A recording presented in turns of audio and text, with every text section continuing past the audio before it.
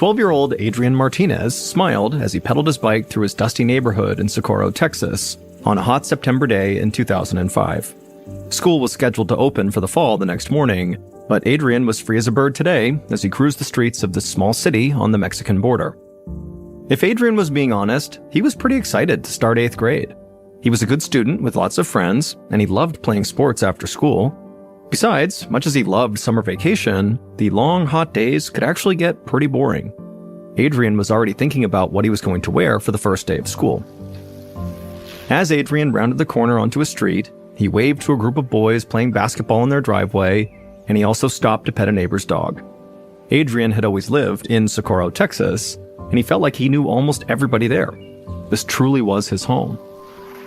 Adrian skidded to a stop outside of his family's modest home, where he lived with his mother, whose name was Maricela, and his 3 siblings.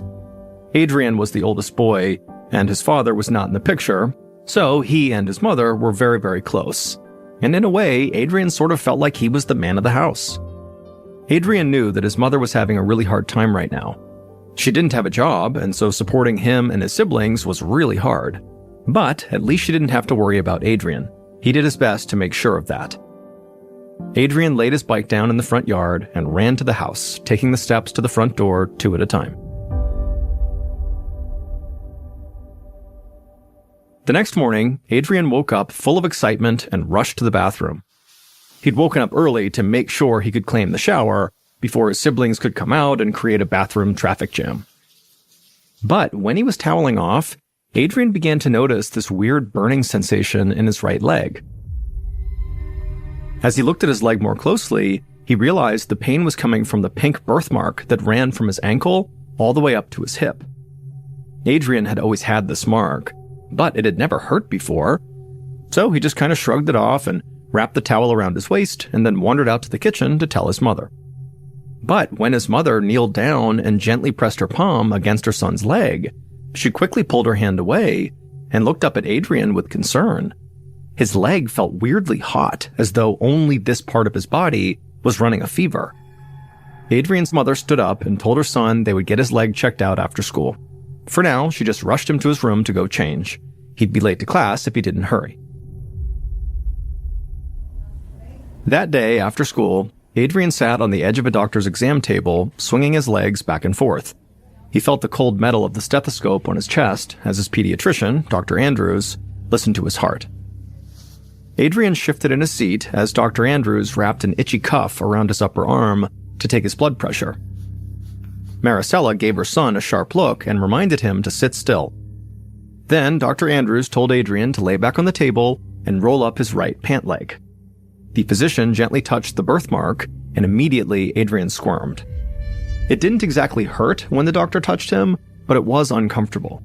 Dr. Andrews would confirm that Adrian's leg was still warm, but besides that, it didn't seem like anything was physically wrong with him. He told Adrian and his mother that this was likely just growing pains, because Adrian was starting to go through puberty. The doctor said it was not uncommon for boys to have these mysterious aches and pains as they grew into men. 4 months later, Adrian was out in the street throwing a football back and forth with his buddy Sam, when as he went to go catch the ball, he suddenly realized he couldn't run very well. His right leg suddenly felt heavy, like it was stuck in mud.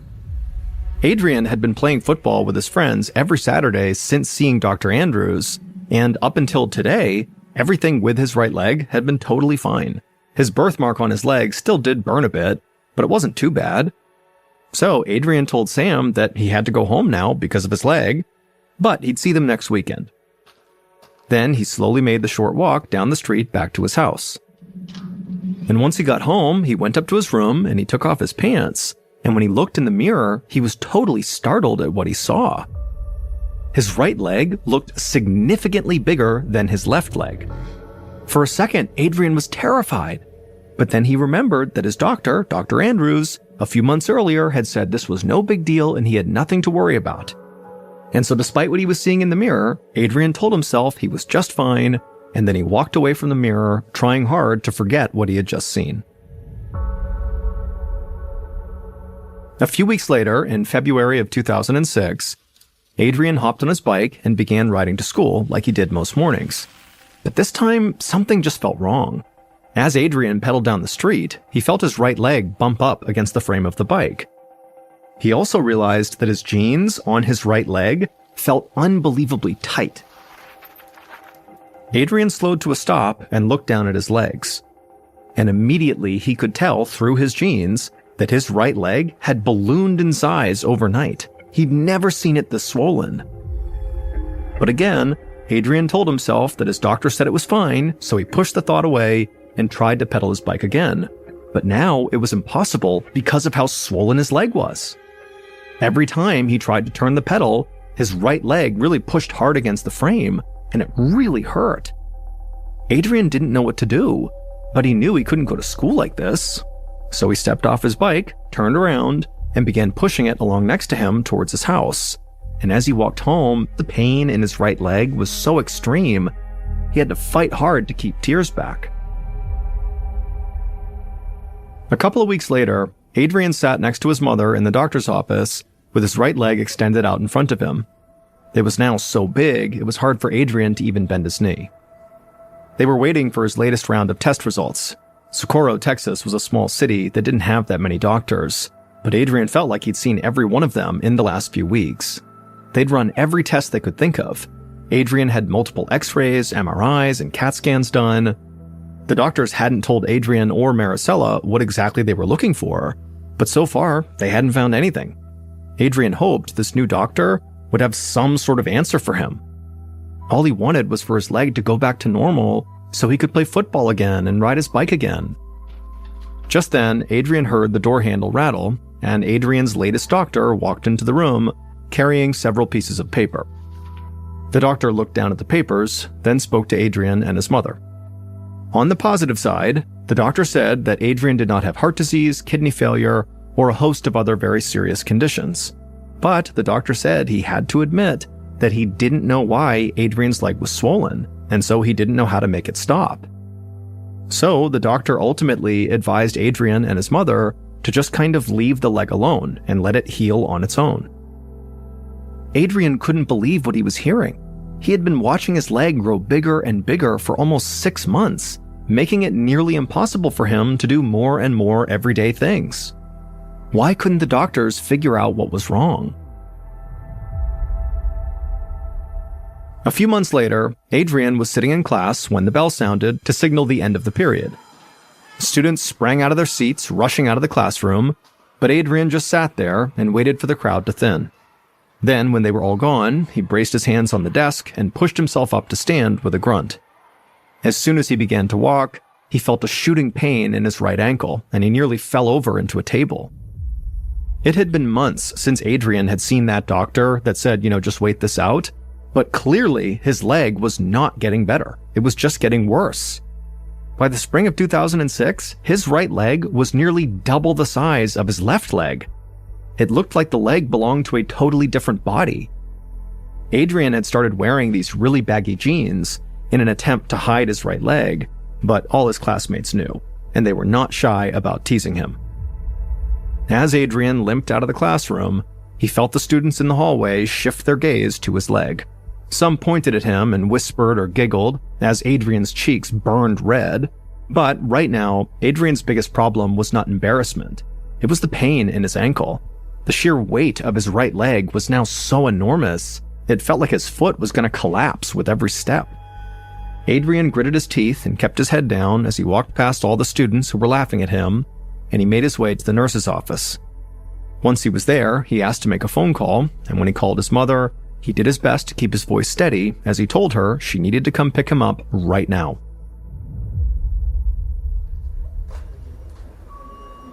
About an hour later, Maricela stood in the emergency room, anxiously watching as a flurry of doctors and nurses surrounded her son. She stayed by Adrian's side as he was put in a wheelchair and rushed him from one exam room to another. Once again, the doctors took x-rays and CAT scans and MRIs. They measured the diameter of his right leg and compared it to the information Maricela had given them about how much it had grown.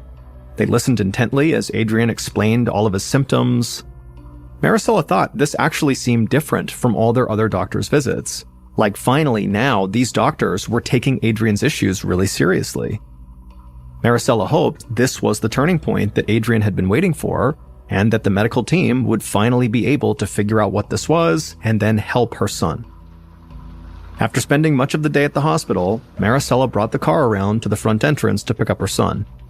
A nurse wheeled Adrian outside, and Maricela helped him out of the wheelchair and into the passenger seat. She squeezed Adrian's hand as they pulled out of the driveway. They'd be back here in 3 weeks for the test results. For now, all they could do was hope for the best. After a long 3 weeks, Maricela and Adrian were back at the hospital to go over Adrian's test results. Maricela sat next to her son in the exam room, her hands clammy as they waited for the doctor. Maricela could also feel the anxiety radiating off of Adrian as he quickly flipped through a book, no doubt just trying to distract himself. Finally, the door opened and the doctor strolled in. He sat down in the chair opposite from the mother and son, and he glanced down at his clipboard before turning his gaze to Adrian. In a calm tone, he told Adrian that the good news was that they did have a diagnosis and it was not life-threatening. These last few weeks, Maricela hadn't dared speak the words out loud to Adrian, but secretly, she worried her son had cancer or some other deadly disease. So to hear this was not life-threatening was just such a relief. But Maricela's sense of relief lasted only about a second, because the doctor then told Adrian that he had something called elephantiasis, which is a rare disorder that causes the lower half of the body to thicken and swell. He explained that when someone has elephantiasis, the natural fluids that surround all the tissues in our bodies get blocked and begin to build up. And in Adrian's case, it was affecting his right leg, causing it to swell and become huge. Maricela turned to her son and asked if he was okay, but instead of answering her, he just looked at the doctor and asked if they could fix it. The doctor took his glasses off, set them down on his knee, and with a solemn look on his face, he told Adrian, unfortunately, there was no cure for this. If they'd caught it when Adrian was younger, they could have given him medicine that might have stopped his leg from swelling, but now there was no way to reverse it. Adrian's leg would never go back to its normal size, and the only thing he could do was wear compression stockings to reduce the discomfort. Maricela watched as her son's lip began to quiver, and then tears began to well up in his eyes. She wrapped her arms around her son and began to smooth his hair back. The doctor excused himself to give Maricela and Adrian some privacy. He said he was so sorry he couldn't be more helpful. After the doctor was gone, Adrian looked up at his mother and he told her that he wasn't sure if he could keep going to school with his leg looking like this. He was going to get bullied constantly. Maricela was thinking the same thing, but she told him it would be okay, they'd find a way to make school more comfortable for him. She said she would do whatever she could to support him. Adrian leaned on his mother's shoulder as they slowly made their way out of the hospital towards their car. Then they drove in silence all the way home.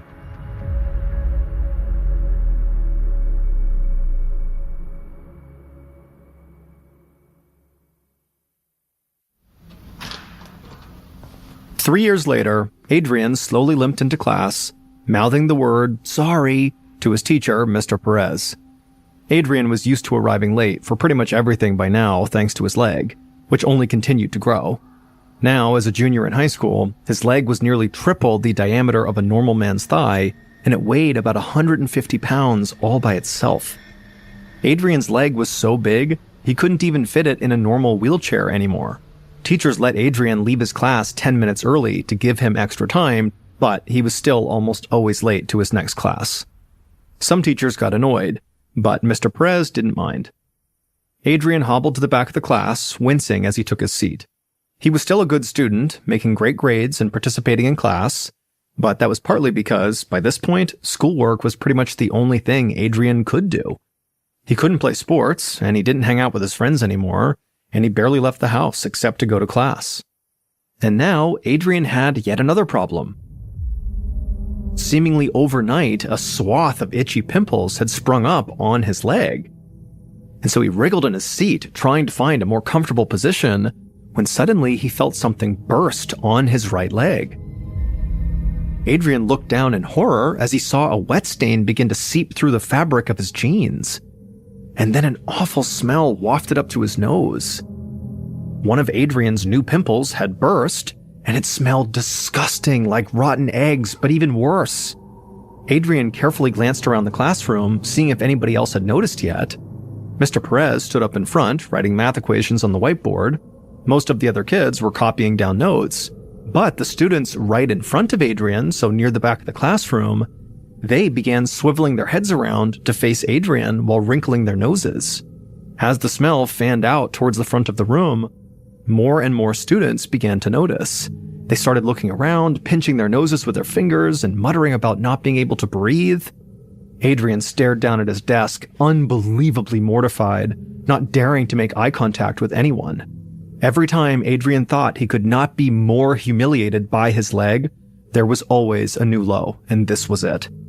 It was bad enough that everybody made fun of him because of how big his leg was, but now his legs smelled bad too. Adrian hung his head in shame and began counting the seconds until he'd be able to leave school and go back home. Later that week, Adrian struggled out of his jeans in an exam room at a dermatologist's office.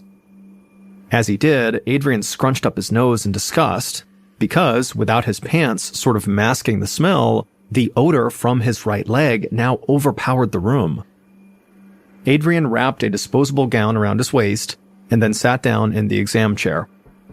After a few minutes, Adrian heard a knock at the door, and the doctor entered the room. He gave Adrian a big smile, and he asked what brought him in today. Adrian tried to match the doctor's upbeat energy, but he couldn't bring himself to smile. Instead, he started talking about the itchy pimples on his leg. After Adrian finished explaining, the doctor said, "Okay, let me see your leg." And so Adrian slowly reached down and pulled aside his gown, revealing his swollen, pimple-covered leg. And it was obvious the doctor was really caught off guard by what he was seeing. But after the initial shock wore off, the doctor kind of composed himself, and then told Adrian and Maricela that he'd never seen such a big leg before. Adrian immediately looked over at his mother and stifled a groan. He was looking for help from this doctor, not to be treated like some science experiment or circus act. Finally, the doctor slipped on some latex gloves and leaned in for a closer look. And after a few minutes of poking and prodding, the doctor explained that these were not pimples on Adrian's legs, but instead they were pus-filled blisters. And unfortunately, he didn't know what was causing them. Then he reminded Adrian to make sure he was taking regular showers to keep his leg clean. Adrian suddenly wished the reclining chair he was on would just swallow him whole, so he didn't have to sit here while the dermatologist lectured him about taking showers. Usually, the doctor's office was the only place Adrian did not feel self-conscious about his leg. But thanks to this dermatologist, even that was no longer true. A few days later, Adrian was back at school, sitting in Mr. Perez's class. Mr. Perez could see that Adrian looked absolutely miserable. He knew Adrian's leg must be impacting his quality of life, but the teacher didn't know much about Adrian's situation beyond what he observed in class.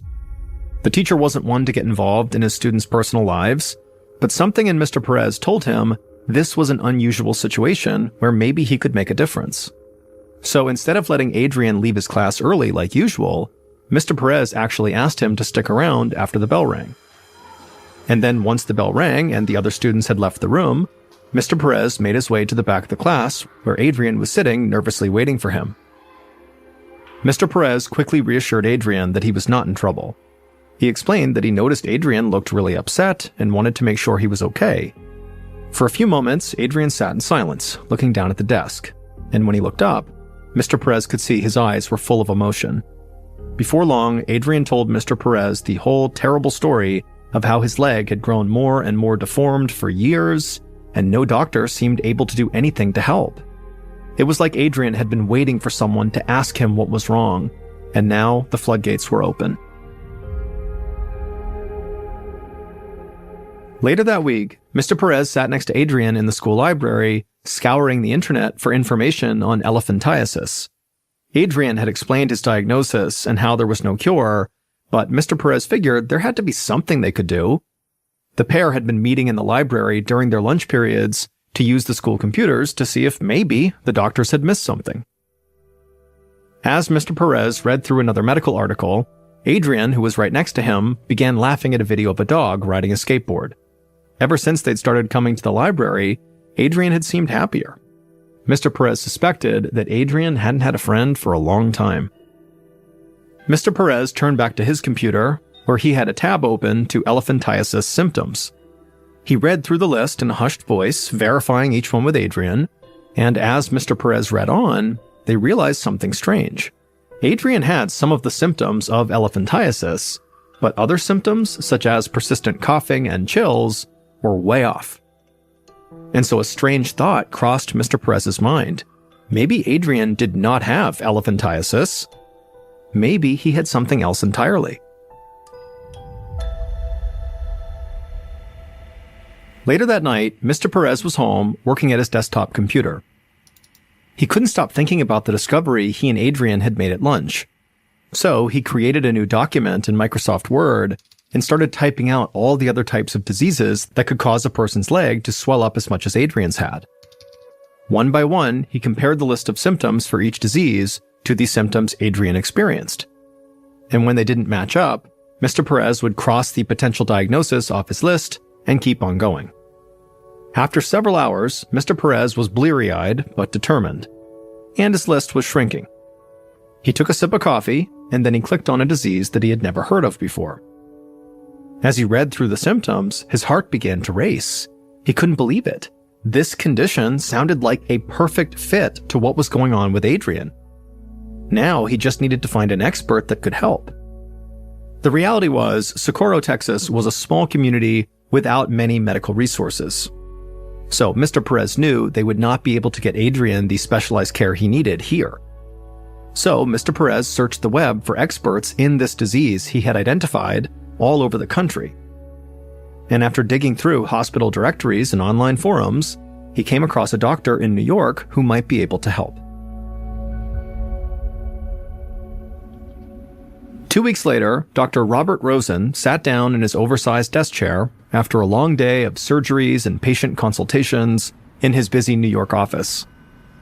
He surveyed the stacks of letters and paperwork that littered his desk, and he sighed. He doubted he'd make it home in time for dinner. He leaned forward and began rifling through the documents when he noticed a large manila envelope peeking out from under a cluster of papers. Dr. Rosen pulled out the parcel, surprised by how heavy it was. The return address was in Texas. Curious, the doctor ripped open the seal and spread the contents out in front of him. His eyes grew wide as he took in the slew of medical records and test results.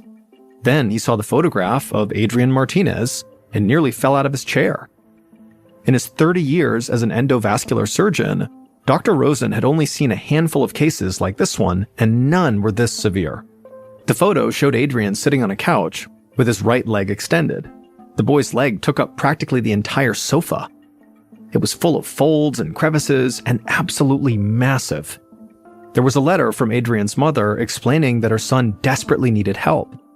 The doctors in Texas had diagnosed Adrian with elephantiasis, but it just didn't seem right. Her son wasn't getting any better, and now she worried for his life. Dr. Rosen looked back over the medical records, and sure enough, he saw that Adrian had been diagnosed with elephantiasis. But just as Adrian's mother and Mr. Perez had suspected, that diagnosis was definitely wrong. Dr. Rosen grabbed the photograph again and studied the pink mark that now covered the bulk of Adrian's right leg. That was it, the doctor thought to himself. That birthmark was the key. A few days later, Adrian huddled with his mother at the kitchen table, anxiously waiting for their phone to ring. They were expecting a call from Dr. Rosen any minute to discuss what was really wrong with Adrian's leg. When the phone finally rang, Maricela jumped to answer it, putting the phone on speaker and placing the phone on the table in front of her and Adrian. Dr. Rosen introduced himself, and Adrian immediately began to relax. He'd been waiting for this moment for years. Whatever happened next, at least Adrian would get some answers. Dr. Rosen started by telling Adrian that he did not have elephantiasis. He never did. Instead, Adrian had a very rare condition called Klippel-Trenaunay syndrome, or KTS.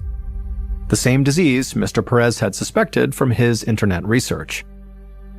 He explained that KTS is something you're born with, and what it does is it causes the blood vessels in someone's arm or leg to warp and twist, which makes it hard for blood and other fluids to be distributed properly throughout that limb.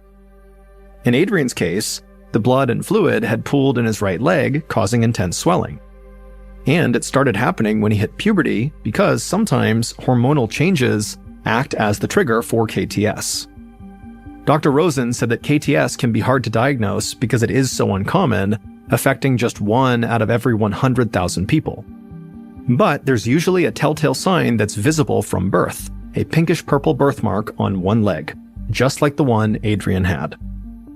With time, the birthmark can thicken and develop painful blisters, another one of Adrian's symptoms, and those blisters were actually Dr. Rosen's main concern, because those blisters were full of infected bodily fluids, which is why the pus that poured out of them smelled so bad. Dr. Rosen paused for a moment before continuing. He said that the infection can spread very quickly throughout the body, and in some cases it can cause high blood pressure or even a stroke and organ damage. Dr. Rosen warned that Adrian's condition was actually so serious that there was a chance the KTS could actually kill him, and unfortunately, there was no cure. Adrian's heart raced as Dr. Rosen told him that he now had an almost impossible decision that he would have to make. He said that Adrian could continue to just live with his KTS, risking his life daily, or he could undergo a surgery that he would only have a 50% chance of surviving.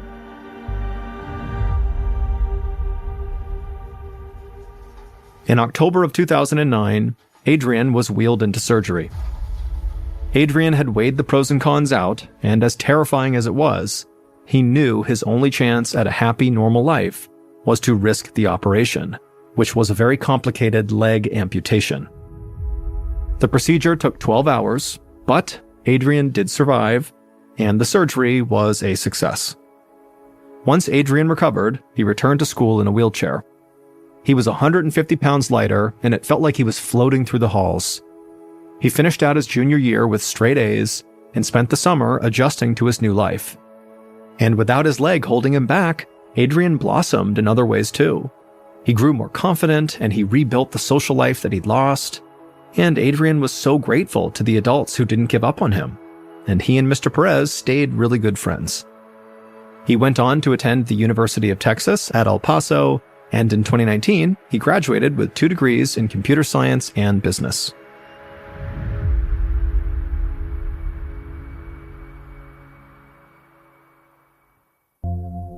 On October 1st, 1987, 20-year-old Karina Mullen slid some file folders into a metal cabinet at the police station in the rural town of Central City, Kentucky.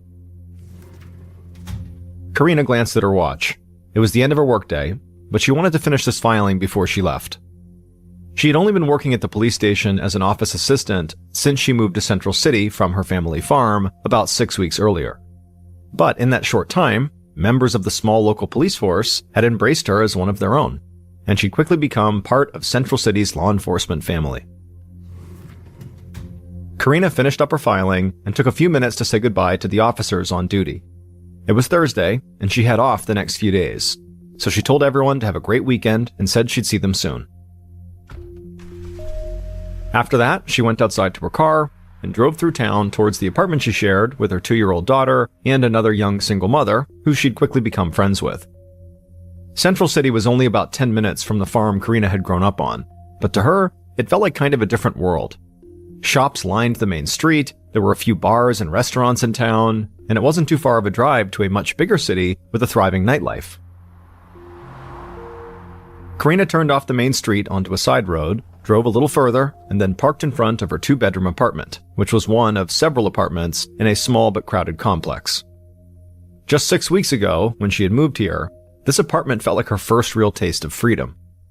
Now, Karina loved her parents and living on the family farm, but when she had turned 20 very recently, she really wanted to go out on her own, and she wanted to prove to her parents that she could raise her daughter by herself.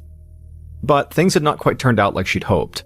Karina was raising her child while working at the police station and studying to try to get into nursing school, and she just couldn't do it all. In truth, she missed having her mom and dad's help, and so, after only having been in this apartment for a little over a month, she had decided to move back to the farm. Karina stepped into her apartment and walked past the few moving boxes she'd already packed up. She saw her roommate, Angela Smith, getting something to eat in the kitchen. When Karina had dropped the news on Angela that she was leaving to go back to her farm, things had not gone well. Angela felt totally blindsided. She couldn't afford rent by herself, and she had no idea how quickly she could find a new roommate. But Karina had told her she wouldn't just disappear overnight. She would take her time moving out, and she'd try to help Angela get situated with rent before leaving, and so as a result, the tension had begun to ease between them. And this particular evening, the two women were less stressed than usual, because it was just them in the apartment. Karina's daughter was at the farm with Karina's parents, and Angela's ex had her daughter for the weekend. So Karina sat down with Angela in the kitchen, and they began chatting about work for a while. But at some point, Angela got a bit giddy and said she really just wanted to hear the latest gossip on Karina's boyfriend. Karina sighed and kind of laughed at herself. She'd recently broken up with her boyfriend, a guy named Jimmy Springer, who she'd had this on-again, off-again relationship with for 8 months. But almost in the same breath as talking about the most recent breakup with Jimmy, Karina told Angela that Jimmy was actually coming by later to spend the night. Karina knew this sounded sort of ridiculous, but even though she'd just cut Jimmy loose a few days earlier, she was looking forward to seeing him that night when her daughter was gone and they could just be alone together.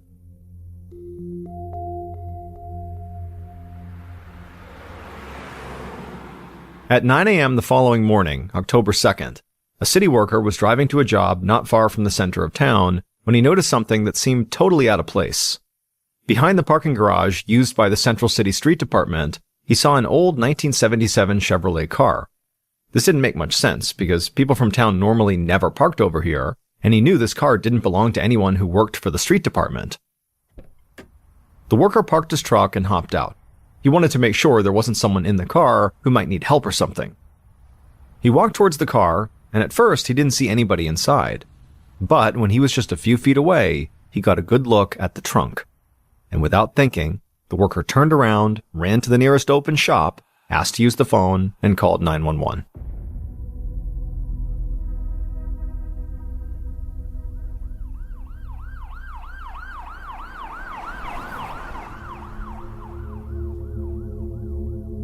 Minutes later, Lieutenant Billy Fields of the Central City Police Department arrived at the scene with several other local police officers. Fields got out of his car. He was in his mid-40s and was one of the most experienced cops on the force. He saw the parked 1977 Chevrolet, and from where he was standing, it was clear there were bloodstains on the outside of the trunk. When the other cops looked at Fields and then over at the car he had just stared at, it hit them why he was so upset. They all recognized the Chevy. It belonged to their co-worker and friend, Karina Mullen. Fields walked closer to the car, and he saw blood smears that went into the trunk, like whoever had been bleeding might actually be in the trunk. Lieutenant Fields noticed the trunk was not actually closed all the way, so he reached down and opened it, and as soon as he did, he shouted and just turned away. The other officers walked over to him and saw what he was looking at, and when they did, they all looked away too. They had just seen their friend, Karina, laying in the trunk, and she was obviously deceased. She was naked, covered in dried blood, with cuts on her hands and neck. Her nose had been smashed in, and there were dark bruises covering most of her body. Fields and the other officers did their best to collect themselves. This was a small-town police force that dealt mainly with petty theft and domestic disputes. They occasionally had to tackle larger drug-related crimes in the area, but none of them had dealt with anything like this. Not to mention the victim was somebody they all knew and cared about. Fields told them he knew how upsetting this was, but they still had a job to do. So he and a couple of officers turned back to the trunk and did a more thorough search, while others opened the car and looked inside. Fields found a bloody comforter from a bed stuffed into the trunk next to Karina's body, along with jeans and a pair of women's underwear. There was a lot of blood in the trunk, but Fields said there would be a lot more if she was actually killed in the trunk or in the car, versus being killed elsewhere and then moved to the car. The officers who had searched the rest of the car said they did find a few small bloodstains, but nothing that would indicate the attack had actually taken place inside the vehicle.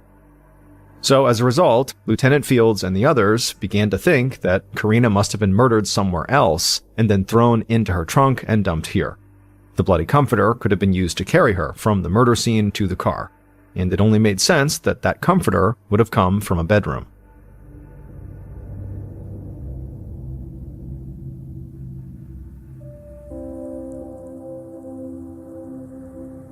Later that day, after Karina's body had been removed from the trunk and the clothes and the bloody comforter had been bagged as evidence, Lieutenant Fields knocked on the front door of Karina's apartment. A young detective and several uniformed officers stood behind him.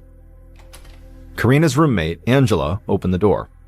Even though it was the afternoon, she looked like she'd either just rolled out of bed or hadn't slept all night. Angela had met most of these officers before, and she knew they worked with Karina, and so she asked them if they needed Karina for something work-related. But Fields didn't waste any time. He bluntly told Angela that Karina was dead and the police needed to search the apartment. Angela backed away from the door, either too shocked or too scared to say anything. Fields told her to wait right there, and then he and the other officers stepped inside, and immediately they felt like they had found the murder scene. There was no sign of forced entry at the door, but they could clearly see bloodstains on the carpet. They followed the bloodstains down a short hallway to a closed door. Fields opened it, and when he and the others stepped inside, they knew this had to be Karina's bedroom. They saw photos of her, her parents, and her little girl. But they also saw a scene of complete horror. Blood spatter covered the wall above the bed, and the sheets looked like they had been soaked in blood. The officers also saw there was no comforter on the bed. There was no question this had to be where Karina had been killed. And so Fields sent the uniformed officers to canvass the apartment complex. The units were all close together, and the walls looked pretty thin. He thought somebody must have heard a violent attack last night. Fields and the young detective walked back through the apartment, and Fields barked at Angela to join them in the kitchen. Fields was usually a pretty easygoing guy, very calm on the job, but this case had already put him on edge. Fields and the detective sat down with Angela at the kitchen table, and Fields asked her when she had last seen Karina. Angela told him that they'd both gone out to a club last night, since neither of their daughters were home, and they'd gotten back at around maybe midnight. They'd been drinking pretty heavily, so they both went to bed not long after that.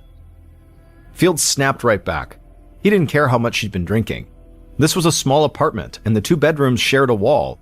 There was no way Angela didn't hear what happened in Karina's room, and there was no way she didn't see the bloodstains on the carpet when she woke up. Angela hung her head and fought back tears, and as she did, Fields asked her if she was hiding something from them. She stayed silent for a second, and then nodded. She said she hadn't just been drinking the night before. She'd also taken a bunch of painkillers and totally blacked out. She said she was just kind of starting to feel normal again, and so that's why she hadn't heard anything the night before or noticed the bloodstains when she finally woke up. Lieutenant Fields took a breath and eased off a bit. He'd worked enough drug cases in the area to know that the right combination of booze and pills could basically make someone seem dead to the world for a while. This meant there was a chance Angela was actually telling the truth, that she really had no idea what happened over the last 10-12 hours. Fields and the young detective gave Angela a minute to collect herself. Then the young detective asked if there was anyone she could think of in Karina's life who might have wanted to hurt her. Angela said there was one obvious choice: Karina's on-again, off-again boyfriend, Jimmy Springer. Fields and the detective looked at each other. They didn't know a ton about Karina's boyfriend, but they'd heard enough from her at work to know her relationship had its share of drama. Fields asked if Angela knew the last time Karina had seen Jimmy. Karina closed her eyes and tried to fight back tears. She said last night, before Karina went to bed, she had told her to keep the front door unlocked, because Jimmy was coming over late and he was going to be spending the night.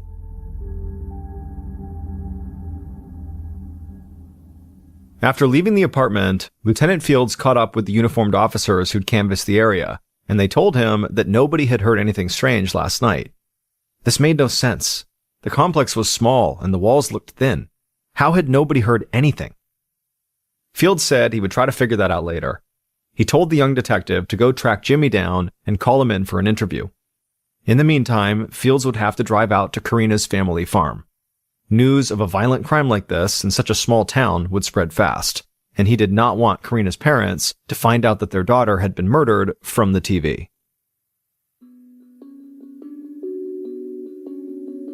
That afternoon, Fields sat down with Karina's parents in a large open room with high ceilings in their farmhouse, and he told them the news. Karina's mother broke down immediately, but her father just stared off into space, almost like his mind had gone completely blank. All Fields could do was tell them how sorry he was and how he would do everything in his power to find her killer. He told them that Karina was part of the family at the police department, and nobody would get away with doing this to her. Fields told the parents that he didn't want to intrude on their grief, but he wondered if they knew anything about Karina's latest boyfriend, Jimmy Springer.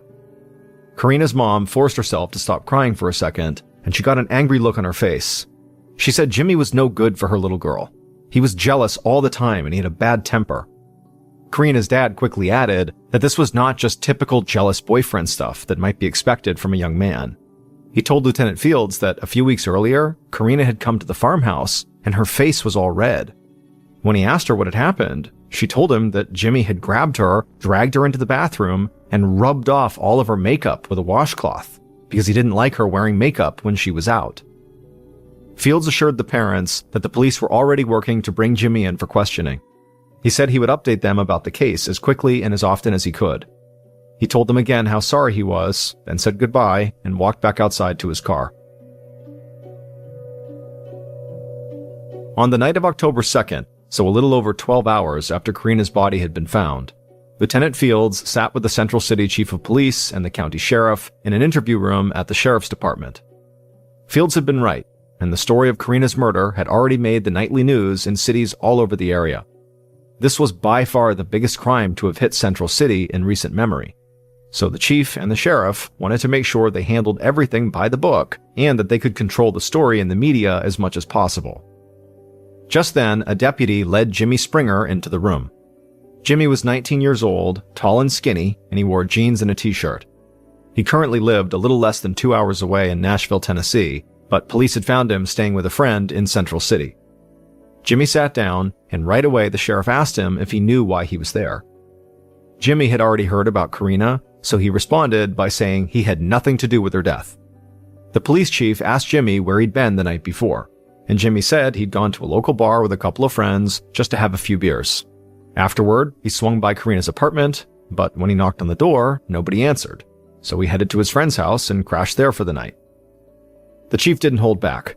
He told Jimmy he thought he was lying. Karina's roommate had told police she left the door unlocked for Jimmy, so why didn't he just walk in? Jimmy sat there for a second and began to shift in his seat uncomfortably, but he stuck to his story. The investigators kept pushing, but Jimmy didn't budge. He just kept saying he had nothing to do with Karina's murder. Now, despite the fact that everybody in that room thought Jimmy was not telling them everything, the chief and the sheriff recognized that they didn't really have any clear evidence tying Jimmy to the murder yet, so they let him go. This decision baffled Lieutenant Fields. He argued that they were just letting Karina's killer walk out the door.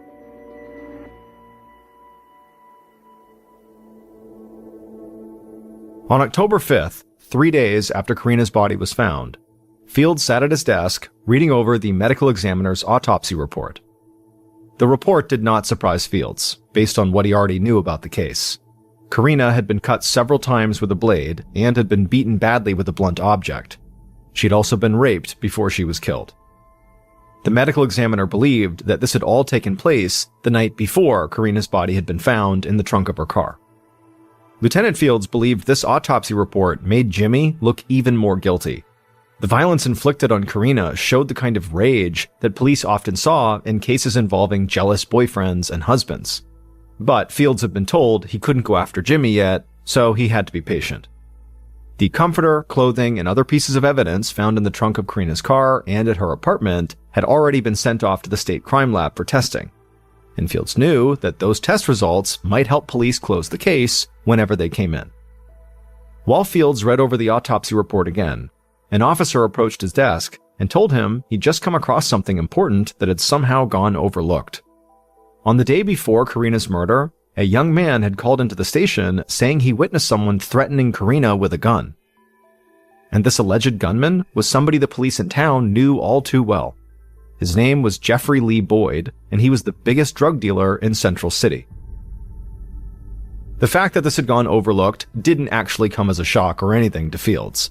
This was a small police force with limited resources, and as soon as Karina's body had been found, everything else had sort of gotten pushed aside. Fields knew Jeffrey Lee Boyd well enough to know that he and his crew of drug dealers were very dangerous, and so Fields didn't want to just go after Jeffrey on potential murder charges unless he really had to.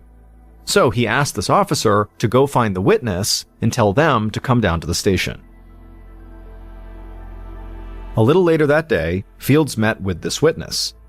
But after only a few minutes of questioning, the young man's story began to fall apart. He went from accusing Jeffrey of sticking a gun in Karina's face to saying he actually wasn't positive Jeffrey had a gun at all, to admitting he hadn't even gotten a clear look at the man with Karina, so he couldn't even guarantee that it was Jeffrey. After the interview, Fields told his team it had felt like a big waste of time speaking to this witness. Jeffrey was definitely a known drug dealer and he'd done prison time in the past, but that didn't automatically mean he was Karina's killer. And if the police chief felt like they didn't have enough evidence to go after Karina's boyfriend Jimmy, then there was no way he was going to have them pursue a lead based on an eyewitness account that was flimsy at best. So, a few days into the investigation, the team already felt like they were treading water. And at the same time, Fields began receiving regular phone calls from Karina's dad, who was desperate for any updates. But Fields just kept apologizing and saying he had nothing new to report.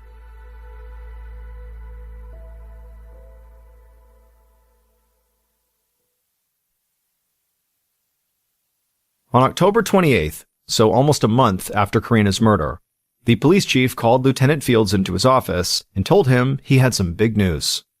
He'd just gotten a call from police in Nashville, Tennessee, and they'd picked up Karina's boyfriend Jimmy for stealing a computer from his work.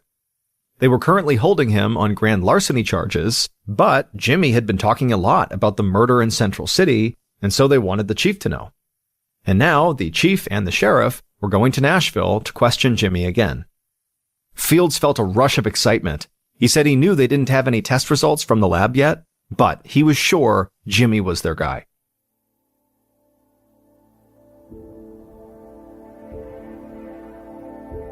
That night, Fields paced back and forth in the police station, anxiously waiting for any news.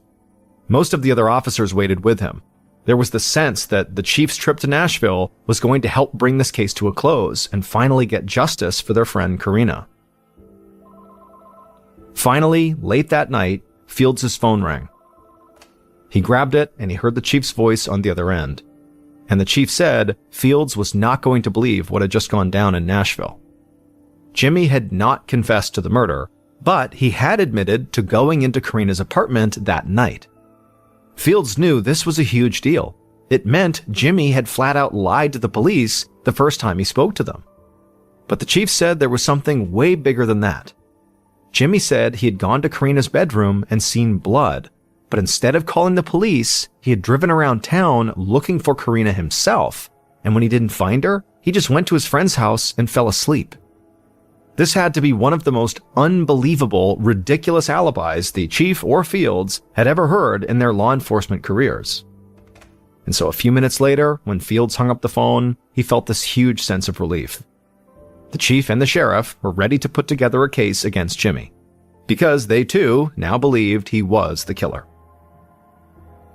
On July 19th, 1988, so 9 months after Karina's body had been found, her boyfriend, Jimmy, went on trial for her murder.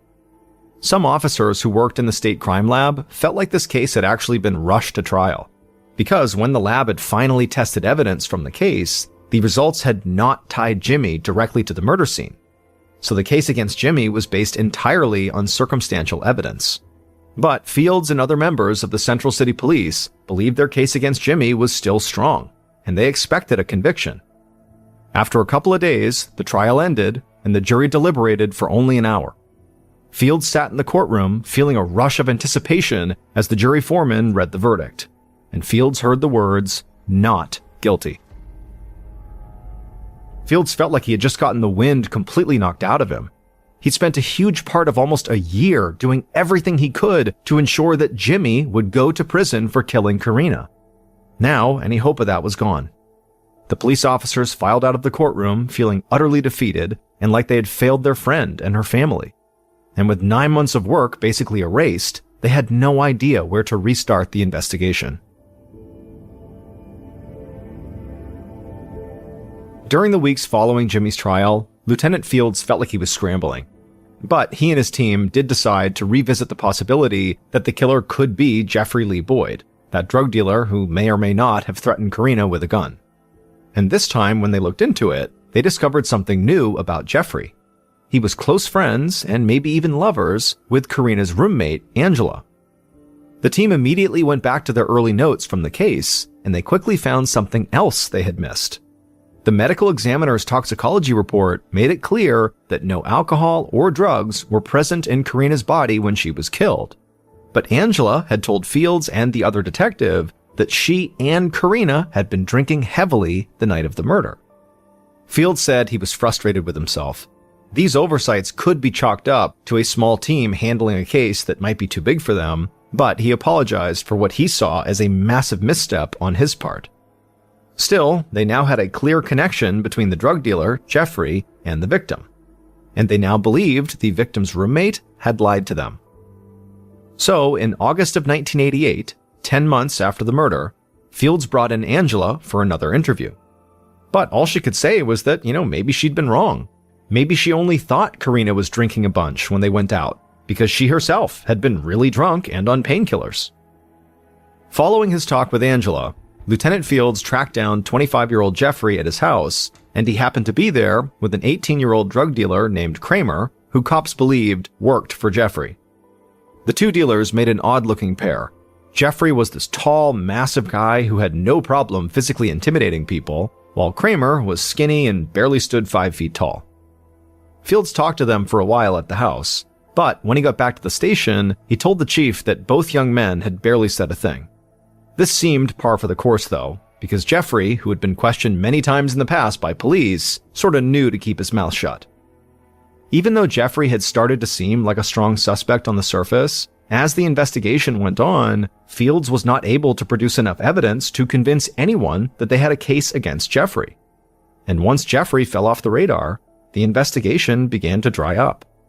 In fact, as brokenhearted as police officers and the people who knew Karina still were, there seemed to be an effort from everybody to just move on.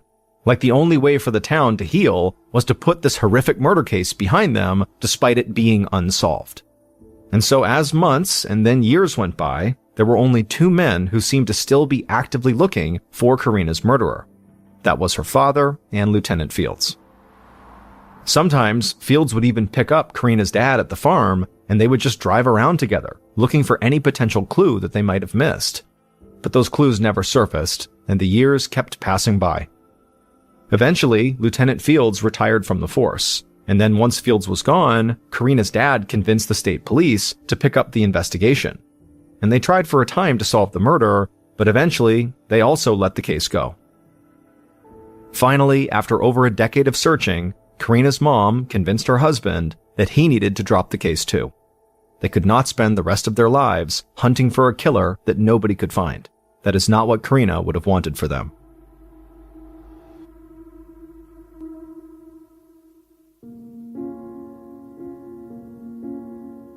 In June of 2006, over 18 years after Karina's murder, Detective Damon Fleming of the Kentucky State Police sat at his desk digging through old notebooks and file folders.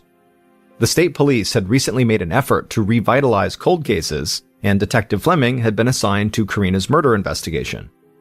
Fleming knew the case had long since disappeared from public consciousness, but when he took it over, he had gotten the word out to the media in and around Central City that the investigation had been reopened. And if anybody had information, no matter how insignificant they thought it might be, they should contact the state police. Sitting at his desk, Fleming heard someone call his name. He looked up from the notebook he was reading, and he saw an officer there with this woman who appeared to be in her 30s, and she looked absolutely terrified. Detective Fleming asked what he could do for her, and she said she needed to talk to him in private. Fleming stood up, signaled for the other officer to leave, and then he led the woman into a conference room. He closed the door behind them, and then sat down across from her at a long wooden conference table. As soon as she sat down, the woman kept glancing over her shoulder like she thought somebody was following her. But Fleming assured her they were totally safe in here, and he asked her why she needed to see him. Tears began running down the woman's cheeks as she cleared her throat, and then she told him her name was Samantha Robinson, and that when she was 16 years old, she had witnessed the brutal murder of Karina Mullen. Detective Fleming sat there, silent and almost in awe of this woman, and by the time she stopped talking, he knew that she had given him all of the information he would need to finally close Karina's murder case after almost 20 years.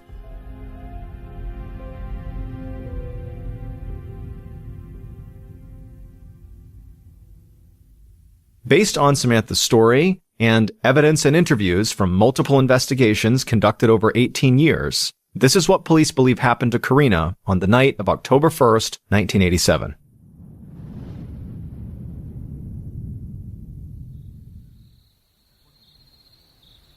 On that night, 16-year-old Samantha Robinson was walking down the middle of a street in Capital City, Kentucky towards her house when she heard a car behind her. Samantha turned and saw headlights rapidly approaching, so she hopped up onto the sidewalk to get out of the way. Suddenly, the car came to a screeching halt right alongside her. The driver's door and the front passenger door flew open, and two men came out and rushed towards her. The driver grabbed Samantha and she kicked and screamed, but there was no way she could get out of his grip. The passenger opened up one of the back doors, and the driver shoved Samantha into the back seat and then slammed the door shut behind her. Samantha looked next to her, and there was the group's leader, sitting in the back seat, smiling at her. The car lurched forward, and a few minutes later, it pulled up to Karina's apartment.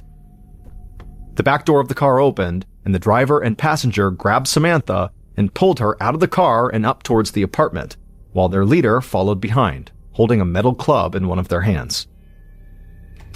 The driver opened the door to Karina's apartment and told Samantha to keep her mouth shut if she wanted to live. The leader walked past them and right to Karina's bedroom, where Karina was sleeping. The driver and passenger followed with Samantha and then threw Samantha to the bedroom floor. Karina woke up and saw all the people in her room and began to scream, but the leader jumped on top of her and began beating her stomach with the metal club until she went quiet. At this point, the leader climbed off of Karina, off the bed, and motioned to the driver. This man drew a knife from his hip, climbed onto the bed with Karina, and made shallow cuts into Karina's neck, arms, and stomach. After that, the driver, with the knife, and then the passenger, and then the leader, all raped Karina. Afterwards, they stepped away from the bed, and for a second, Samantha, who was on the ground, hoped and prayed they would just leave. But the leader raised the metal club, rushed back to the bed, and smashed Karina in the head and nose with it. Karina's nose broke, blood sprayed all over the wall and ran into the sheets, and Karina began to choke, at which point the group just stood there and watched her die. After Karina was dead, the leader told the other two to wrap Karina up in her comforter. They followed the orders and carried Karina in her comforter out of the apartment. The leader picked up Karina's car keys off the bedside table, then yanked Samantha up off the floor and dragged her outside.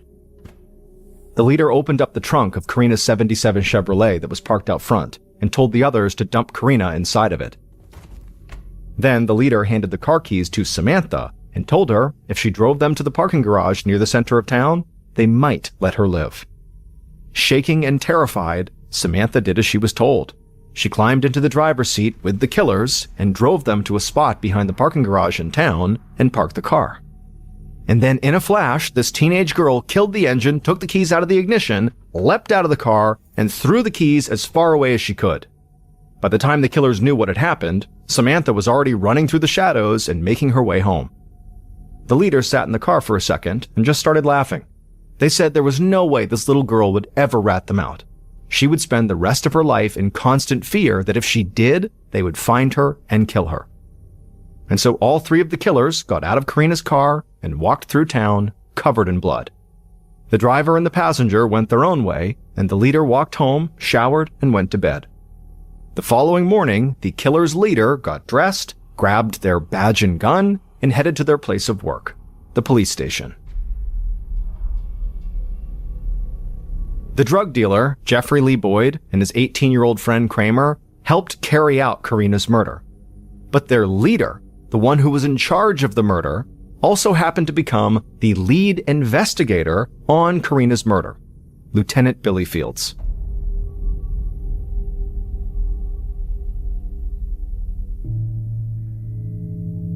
It would turn out Lieutenant Fields was at the top of the drug trade in Central City, giving out orders and providing police cover while Jeffrey ran things on the street. But Jeffrey just couldn't keep quiet. One day, while he was hanging out with Karina's roommate, Angela, he let it slip that he had cops working with him and protecting him, and Karina heard all of this. Jeffrey quickly realized he'd made a huge mistake, so the day before the murder, he got his gun and threatened to kill Karina if she talked, just like the witness described seeing. But Fields thought that was not enough. The only way to be sure they would not get caught was to kill her. Fields and Jeffrey were sadistic, though. Murder wasn't enough for them. So when they were driving to Karina's and saw that teenager Samantha on the street, they decided to grab her and make her watch what happened next. And what happened next is they raped and killed Karina and forced Kramer to participate. But Karina's roommate Angela had been in her bedroom and heard everything that night. But they threatened to kill her if she talked. Jeffrey came up with the story about Angela and Karina going out and drinking and taking pills for Angela to tell the police. Fields also told Jeffrey to threaten everybody who lived in that apartment complex. That's why when they were asked by police, all those neighbors said they didn't hear anything. After that, Fields made sure to personally overlook whatever needed to be overlooked in the investigation in order to steer it away from him and his partners. Karina's boyfriend Jimmy almost turned out to be the perfect patsy for Fields. But in court, Jimmy's lawyers argued that police had bullied and manipulated him into saying things that were not true, and so he was acquitted. And after Jimmy was found not guilty, Lieutenant Fields led the investigation into his own accomplices, but he made sure to steal evidence from the police station to make sure his accomplices didn't actually look guilty. So eventually the case went cold. It would take almost 20 years for Samantha to finally get over her fear of Fields and Jeffrey. When she heard the case had been reopened, she went straight to the state police and told them everything. She said she owed it to Karina. Angela ultimately aided the prosecution and was only charged with perjury. She did not serve any jail time. As for the killers, Kramer was sentenced to 60 years in prison, and Jeffrey and Lieutenant Billy Fields were sentenced to life. Scattered across the North American continent are many ghost towns, places that used to be vibrant and alive that are now dead and abandoned. In these places, you can find old churches and buildings and schools that are usually in a pretty significant state of decay. The reasons a town might die varies. Sometimes it's because a new railroad or highway is put in that bypasses the town, or the town has just exhausted all of their natural resources, which were the original draw to the town. Mining towns are a good example of that. Other reasons are wars, natural disasters, political wranglings. There's a whole bunch of reasons why towns just suddenly stop existing. But there's one ghost town in North America that has a really unique and very dark reason for why it ultimately was abandoned, and that town is Portlock, Alaska. Portlock, which is also called Port Chatham, is located on the farthest southwestern tip of the Kenai Peninsula. It's easily one of the most beautiful areas in all of Alaska, but it also happens to be very remote. And Portlock specifically, even by Kenai standards, is considered extremely remote. You can only get there by boat or by bush plane. The town was technically founded in 1787 when Captain Nathaniel Portlock of the Royal Navy landed there, but it wasn't really turned into a real settlement until the early 1900s when commercial fishermen built a cannery there.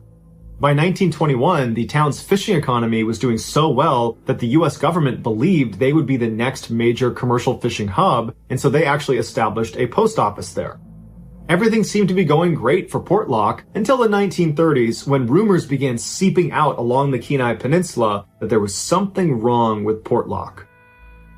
Men from this cannery town were going missing at an alarming rate, and the few that were found again were always found dead and mutilated in a nearby lagoon.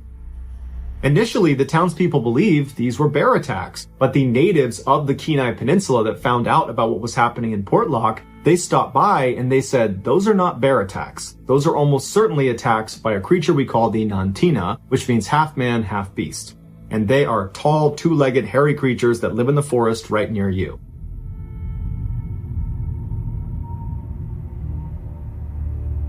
Now, of course, this just sounds like folklore. But when you consider the fact that from 1930 to 1950, dozens of Portlock residents disappeared in that forest or were violently killed and then dumped in the lagoon right outside of the forest, it makes you wonder what's in the forest.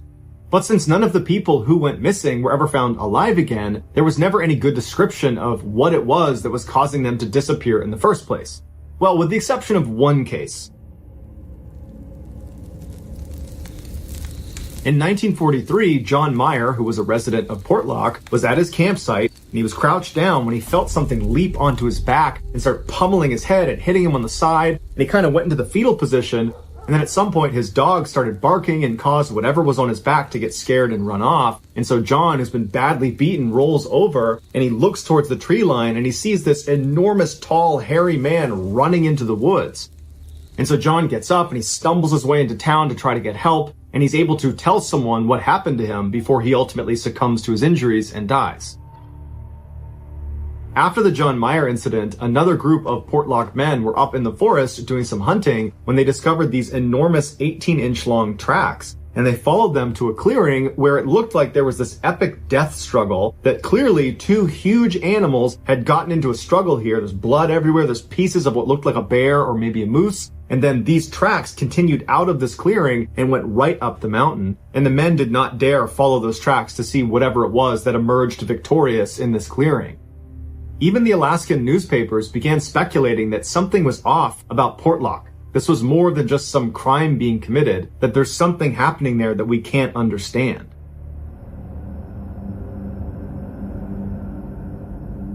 And so by 1949, when people were still going missing mysteriously in the forest, and then other people were turning up dead and mutilated in the lagoon, the townspeople said, enough. This is an unsafe place to live. We don't know what's causing this, but we have to leave.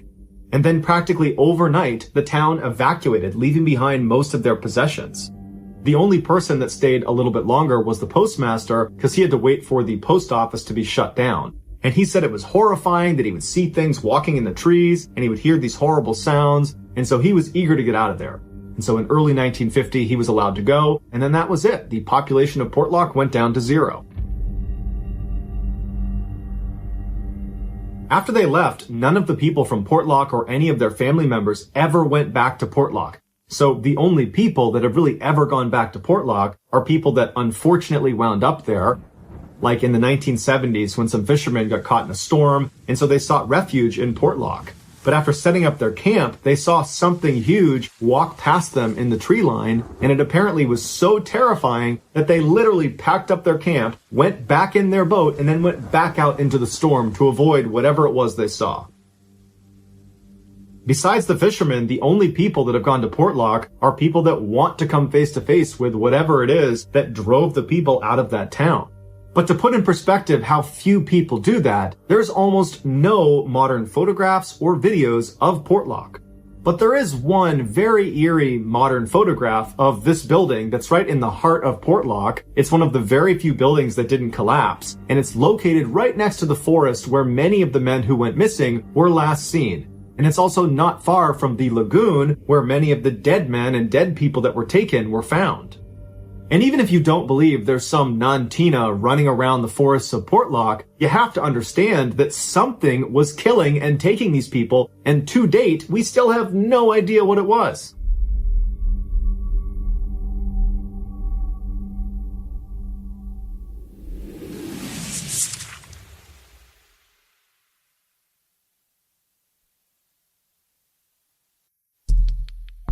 The next and final story of today's episode is called Ghost Town.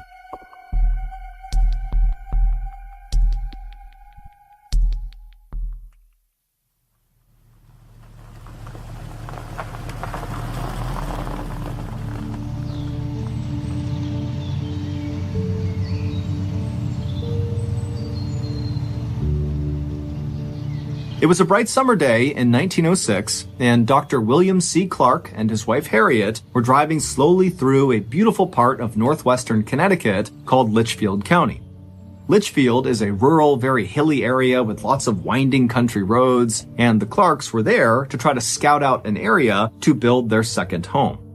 The couple lived full-time in New York City, where Dr. Clark was an oncologist, which is a cancer doctor, and he was also a professor at the Columbia College of Physicians and Surgeons.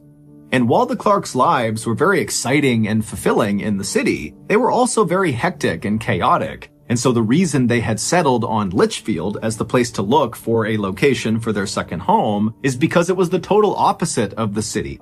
It was quiet, it was peaceful, it was perfect.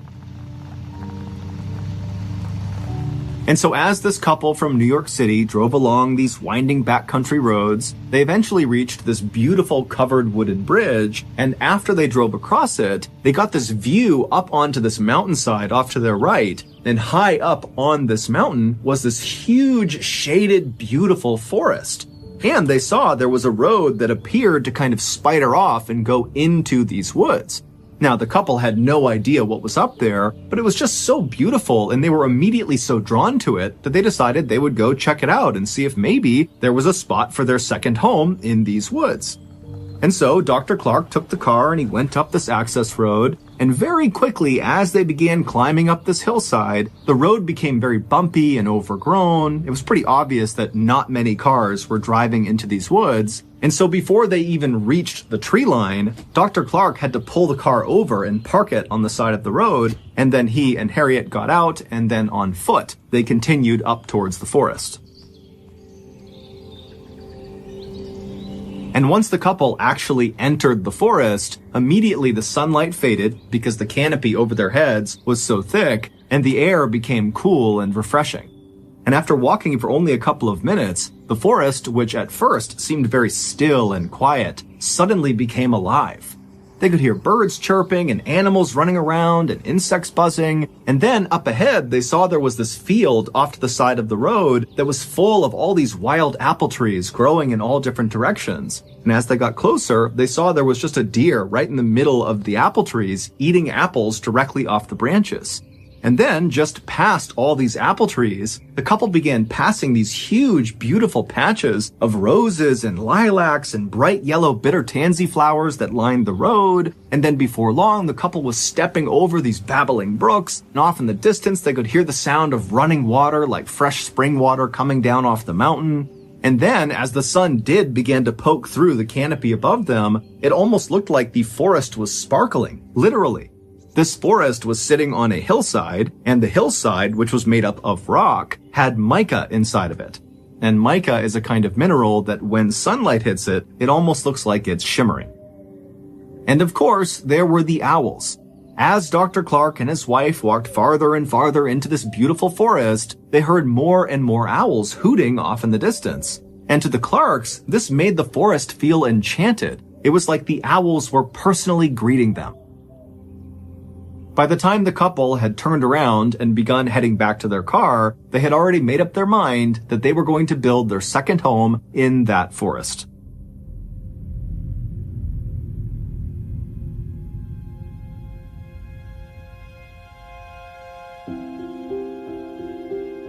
And so, after returning to their home in New York, they promptly put in the paperwork to purchase 1,000 acres inside of that Connecticut forest. And that forest had a name. It was called Dark Entry, and it was named that because it looked like from the outside, the forest was basically dark all the time. There was shade cast on it from mountains nearby, and then also the canopy inside of Dark Entry is exceptionally thick. At one time, there actually had been a town inside of Dark Entry Forest. However, all the people who had lived in that town were now all gone.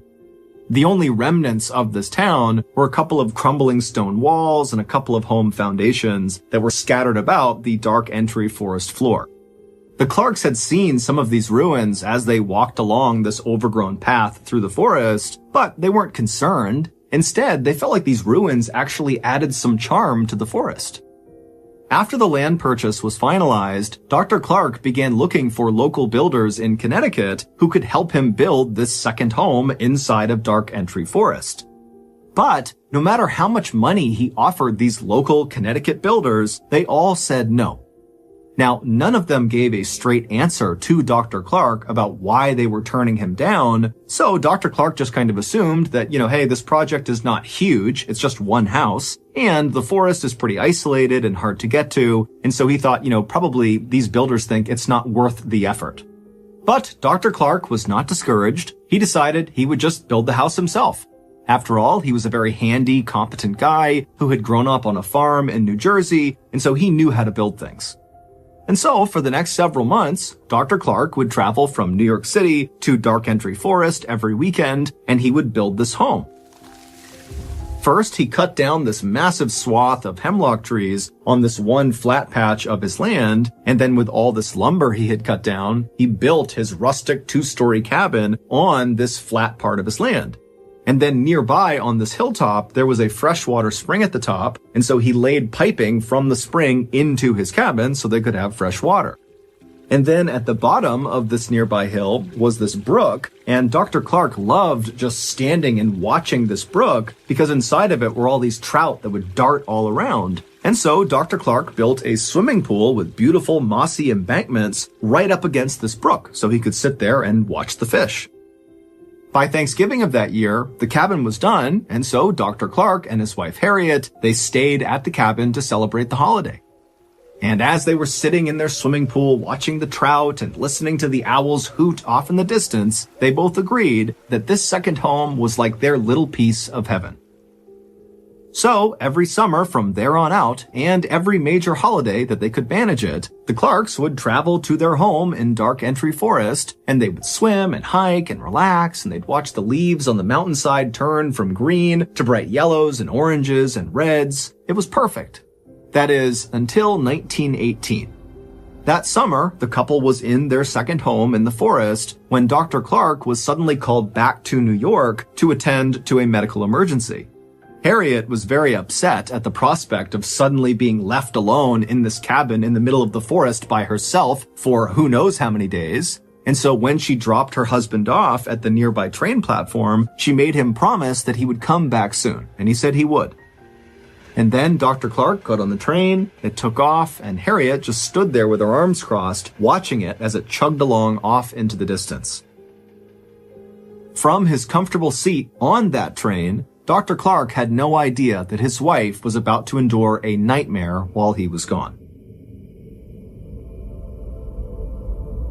When the Clarks bought their 1,000 acres in the Dark Entry Forest, they did virtually no research on the forest or the surrounding area. If they had, they very likely would not have purchased that land. You see, the town that used to be inside of the Dark Entry Forest, that was now just ruins that the Clarks saw when they first walked around inside of the forest, was abandoned for a very specific reason. It was cursed. At least that's what the locals say. And in fact, that was the reason why no builders in the area were willing to go with Dr. Clark into the forest to go build his house, because they were too scared to go anywhere near the ruins of this cursed town. This town, which was known as Dudleytown, was first settled sometime in the 1740s. At first, it was just a couple of people and a couple of small structures, but pretty quickly, 30 families had moved in and it was a thriving little town. But as the 1700s came to a close, terrible things began to happen to residents of this town. First, there was the Carter family. They moved to Dudleytown in 1759, and shortly after arriving there, 6 members of their family all died suddenly from cholera. The remaining branch of the Carter family was so grief-stricken from their losses that they left Dudleytown and went to New York, where they resettled.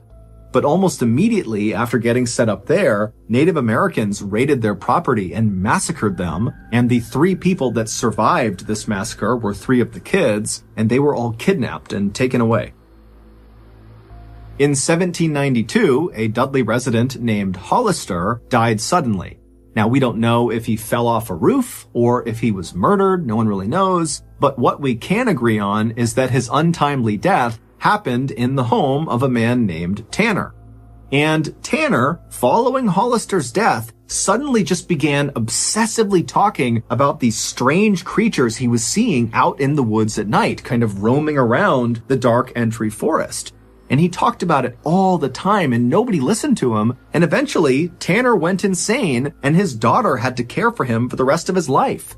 And while Tanner was slowly losing his mind, his next-door neighbor, named Abel, also began reporting that he was seeing weird creatures roaming around the tree line all around the town.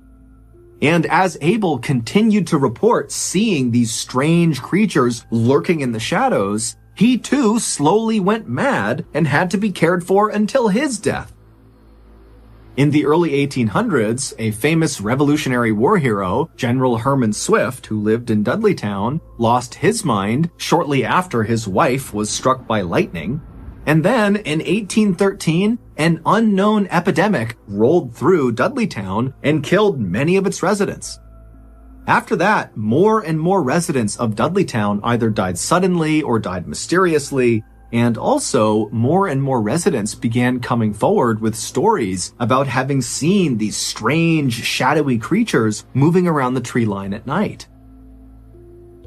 By about 1900, all the Dudleytown residents had either died or simply just left, abandoning their homes, except for one family, the Brophies. But in quick succession, the Brophy family's sheep all died, then the mother died of tuberculosis, then the two sons were accused of theft in a nearby town, and then they just disappeared, leaving one person, John Brophy, the father. But the Brophy family home burned to the ground, and so John, who was overcome with grief, just wandered off into the forest and was never heard from again. At that point, Dudleytown officially became a ghost town. No one lived there. And it was at that point, in 1906, when Dr. Clark and Harriet had their beautiful summer's day walk through the forest and discovered where they wanted to build their second home.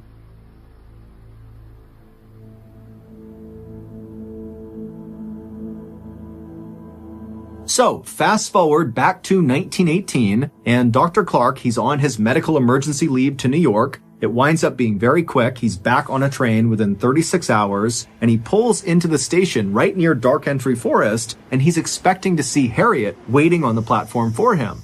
But when the train rolled into the station, she wasn't there. Now, Dr. Clark was not a superstitious person, but for some reason, when he didn't see his wife there, he just felt like something was off. There's no reason she wouldn't have come out here to greet him. I mean, she was worried about being all alone in the cabin, and she knew he was going to be arriving at that moment. And so, feeling a little bit panicked, Dr. Clark left the train station and on foot made his way over to the Dark Entry Forest. And when he got there and began walking on that overgrown road path that led to his house, immediately as soon as he was within the shade of the trees, he began hearing these owls hooting very loudly off in the distance. Now, normally, the sound of these owls hooting made him feel welcome, but this time he felt scared. He felt like something was wrong up ahead. And so he began jogging through the forest, and it's very dark, and all he can hear is the sound of these owls, and it's getting louder and louder and louder. And then finally he reaches the clearing where his property is. And at this point, it's a cacophony of owls hooting practically right on top of him, and he looks up towards his house up on this hill, and he sees the front door is slightly open. And so now, with his heart racing, wondering what's going on with his wife, Dr. Clark runs up to his front porch, he gets to the door, and he flings it open the rest of the way, and then right before he stepped into his house, this sudden high-pitched noise began up on the second floor inside of his house. And it was so startling to Dr. Clark that he just froze where he was. And so suddenly it's so loud from the owls all around him and the woods behind him and whatever this noise is that he just stood there unsure what to do. And so as he's sitting there getting the courage up to go investigate his house, he realizes what this high-pitched noise is. It's the sound of maniacal, insane laughter coming from the second floor. Sensing his wife had to be in danger, the doctor charged up the nearby steps up to the second floor, and he could tell this laughter, this high-pitched laughter, was coming from the master bedroom. And so he ran down the short hallway, he got in front of the closed door that led into the master bedroom, he slowly opened it up, and there, in the back corner of his room, was his wife. She was on the ground, rolled up in a ball, facing the door. Her hands were clenched in fists. Her eyes were open and unblinking, and her mouth was open wider than was humanly possible. And as he's staring at his wife, wondering what's going on, he realizes this insane, high-pitched laughter is coming from his wife. But it doesn't even look like it's coming out of her. Her chest is just heaving, her mouth is staying open, and the laughter is just coming out of her. And so the doctor just stood there watching his wife who's staring directly at his eyes. And finally, he just got so scared, he turned and he ran.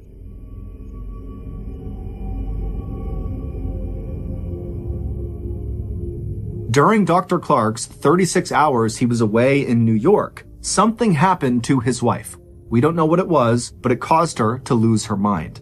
The only thing she would talk about was the strange creatures she saw out in the forest. By some accounts, Harriet spent the rest of her life in a mental asylum. By other accounts, she went back with Dr. Clark to New York, where she took her life. Today, Dudleytown is not only still abandoned, but it is also illegal to visit. However, people do still sneak into Dudleytown and walk around the ruins, and many of them have reported feeling these pockets of cold air where there shouldn't be cold air, and also some others have said, as they've been walking, they've felt phantom hands slap them and push them. Some have said they've taken photographs inside of the Dark Entry Forest near Dudleytown, and they've captured strange, shadowy figures that they couldn't see with their naked eye. The famous paranormal couple, Ed and Lorraine Warren, shot a special series in the 1970s inside of the Dark Entry Forest, and they declared the area around Dudleytown was demonically possessed.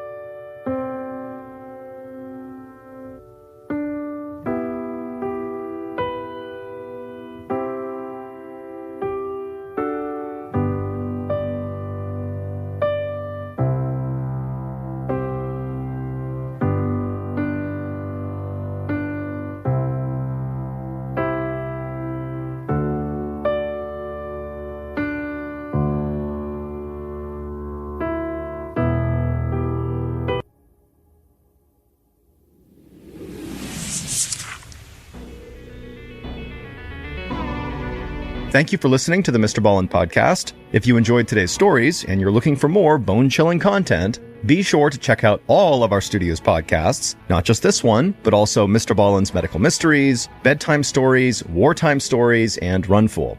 Just search for Ballen Studios on any podcast platform, and you'll find all of them. If you want to watch hundreds more strange, dark, and mysterious stories, just head over to our YouTube channel, which is just called Mrballen. So that's going to